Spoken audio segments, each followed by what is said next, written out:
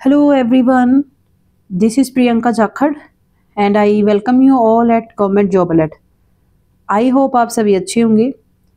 तो जैसा आप सभी को पता है कि अभी ईटीटी 23 जून की डॉक्यूमेंट स्क्रूटनी चल रही है और डॉक्यूमेंट स्क्रूटनी के साथ ही या फिर कहे तो डॉक्यूमेंट स्क्रूटनी के पैरेलल ही 23 जून पर देखिए कोर्ट केसेस भी चल रहे हैं। एक कोर्ट केस की जो सुनवाई थी वो कल थी 18 जून को।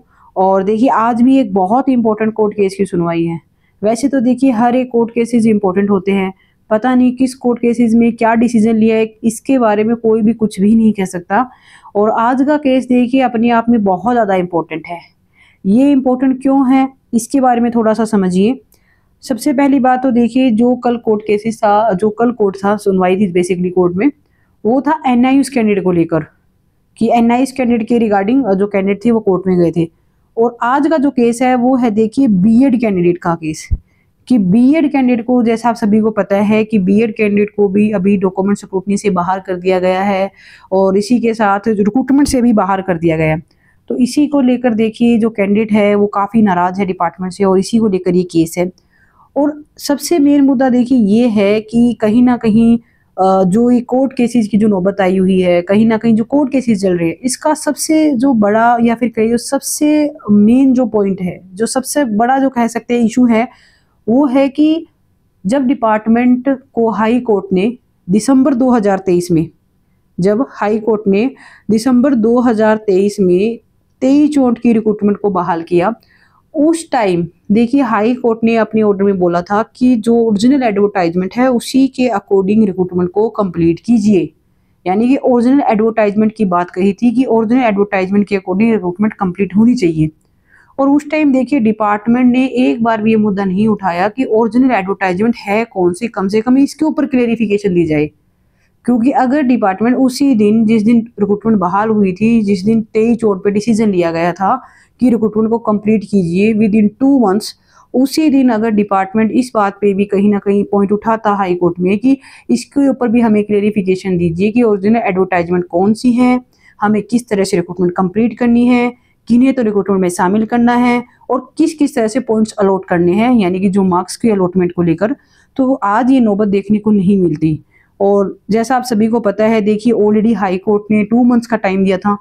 2 मंथ्स जैसे कंप्लीट होने को हुए, डिपार्टमेंट फिर से चला जाता है हाई कोर्ट में कि हमें एक बार फिर से क्लेरिफिकेशन दीजिए ओरिजिनल एडवर्टाइजमेंट को लेकर। क्योंकि सबसे बड़ा मुद्दा देखिए यहाँ पे है, वो है ओरिजिनल एडवर्टाइजमेंट को लेकर कि ओरिजिनल एडवर्टाइजमेंट है कौन सी। और इसी को लेकर देखिए जो अभी कुछ टाइम पहले ही डिपार्टमेंट ने जो स्पीकिंग ऑर्डर जो जारी किए हैं, जो जिस तरह से जो नोटिफिकेशन वगैरह जारी किया है, उसको लेकर भी देखिए कहीं ना कहीं कैंडिडेट है जो काफ़ी नाराज है डिपार्टमेंट से। हालांकि देखिए बहुत से कैंडिडेट ऐसे भी हैं जिनके जो डिसीजन जो है, जो भी डिपार्टमेंट ने डिसीजन लिया है वो कम्प्लीटली उनके फेवर में है। तो देखिए दूसरी तरफ कुछ कैंडिडेट ऐसे भी हैं जो उस डिसीजन से खुश नहीं है।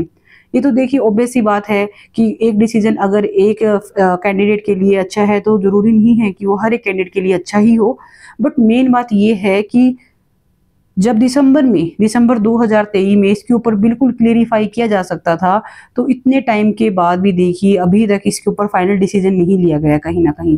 अब देखिए मेन बात अब ये है कि आज इसकी कोर्ट में सुनवाई है और बेसिकली बीएड कैंडिडेट की तरफ से यही पक्ष होगा कि किसी ना किसी तरीके से उन्हें भी रिक्रूटमेंट में शामिल किया जाए, क्योंकि वो भी पिछले 4 साल से इस रिक्रूटमेंट के कंप्लीट होने का वेट कर रहे हैं। अब हो सकता है देखिए कुछ कैंडिडेट को ये लगे कि मैम आप तो ईटीटी कार्डर का फेवर ले रहे हो या फिर आप तो बीएड कैंडिडेट का फेवर ले रहे हो। सबसे पहली बात तो देखिए मैं किसी का फेवर ले भी नहीं रही हूँ। मेरा तो ये मानना है कि जो कैंडिडेट डिजर्विंग है उसे जॉब मिले, बस दैट्स ऑल। पर फिर भी सोच के देखिए मेरे बोलने से न तो किसी को जॉब मिलेगी और न किसी की जॉब जाएगी। और इवन अब तो देखिए इसके ऊपर डिपार्टमेंट भी कुछ नहीं कर सकता। डिपार्टमेंट ने भी देखिए, अब डिपार्टमेंट भी इसके ऊपर कोई डिसीजन नहीं ले सकता। डिपार्टमेंट को जो भी करना था, जिस तरह से करना था, ऑलरेडी डिपार्टमेंट कर चुका है। अब ये जो मुद्दा है ये है माननीय हाई कोर्ट में और इसकी आज देखिए कोर्ट में सुनवाई है। और जो भी देखिए इसमें डिसीजन आएगा वो सभी को मानना होगा, सभी को फॉलो करना होगा। और सबसे मेन मुद्दा यहाँ पे ये है कि अब फाइनली बस डिसीजन लिया जाए, क्योंकि बहुत टाइम हो चुका है रिक्रूटमेंट आए, बहुत टाइम से कैंडिडेट वेट कर रहे हैं अपनी ज्वाइनिंग का। अब एट द एंड देखिए जो भी डिसीजन जो भी माननीय हाई कोर्ट लेगी जल्द से जल्द बस डिसीजन जारी किया जाए, ताकि कैंडिडेट को एक राहत मिले कि फाइनली उन्हें एक क्लियरिटी मिले उनके फ्यूचर के रिगार्डिंग कि आगे क्या होगा, किस तरह से होगा। एटलीस्ट ये चीज़ होनी बहुत ज़्यादा ज़रूरी है। और इसी को लेकर देखिए आज ये कोर्ट में सुनवाई है। और अगर मैं बात करूं तो डायरी नंबर आप यहां से नोट कर पाओगे और CWP नंबर। और जो देखिए ये जो केस है ये अर्जेंट में है और सीरियल नंबर है 112, जो कोर्ट नंबर 30 में आज इसकी सुनवाई है। और हम उम्मीद करेंगे कि जल्द से जल्द इस पर कोई डिसीजन आए, कुछ काडर के लिए कुछ पॉजिटिव न्यूज़ सुनने को मिले। और इसके साथ ही देखिए कल भी एक कोर्ट में एक सुनवाई थी NIOS कैंडिडेट को लेकर। तो देखिए कल भी कोर्ट में जो NIOS कैंडिडेट को लेकर जो सुनवाई थी, और इसके रिगार्डिंग में काफ़ी कैंडिडेट की क्वेरी आ रही थी कि मैम यहाँ पे अब जो स्टेटस है ये अभी चेंज हो चुका है, यानी अभी यहाँ पे इंटरिम रिलीफ शो किया जा रहा है। तो अब क्या है मतलब इंटरिम रिलीफ का मीनिंग क्या? अब डिपार्टमेंट की जो जिस तरह से प्रोसेस चली आ रही थी क्या वैसे ही प्रोसेस रहेगी? क्या ये रिलीफ डिपार्टमेंट को प्रोवाइड किया गया है?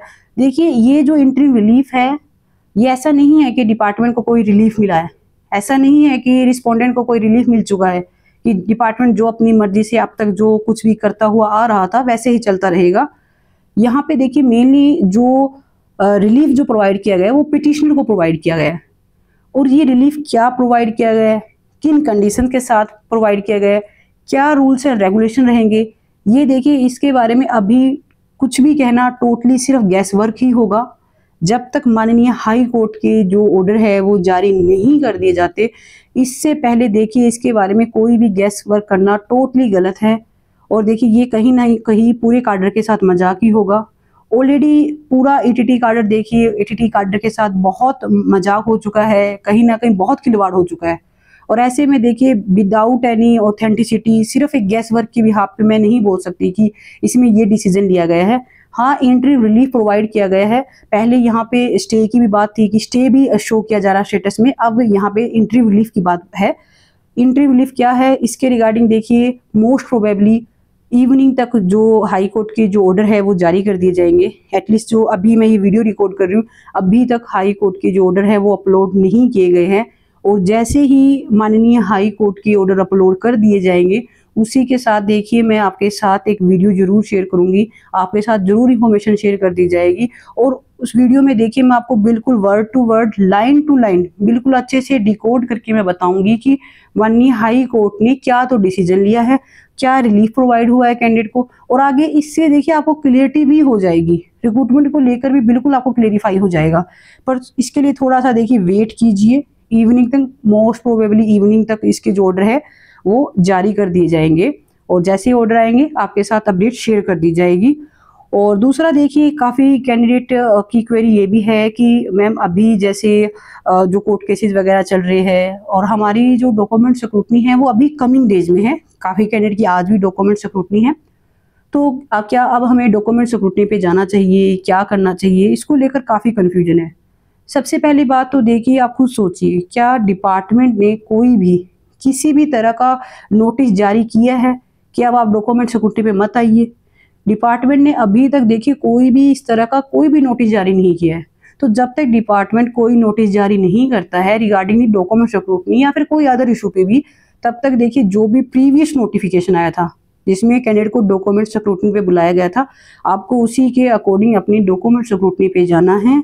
और आपको खुद से देखिए गैस वर्क नहीं करना कि हम जाए या ना जाए, क्योंकि अगर आप इस टाइम डॉक्यूमेंट स्क्रूटनी पे नहीं गए तो देखिए आपको सेकंड ऑप्शन मिले, सेकंड चांस आपको मिले या ना मिले, इसकी पॉसिबिलिटी के बारे में कोई कुछ नहीं कह सकता।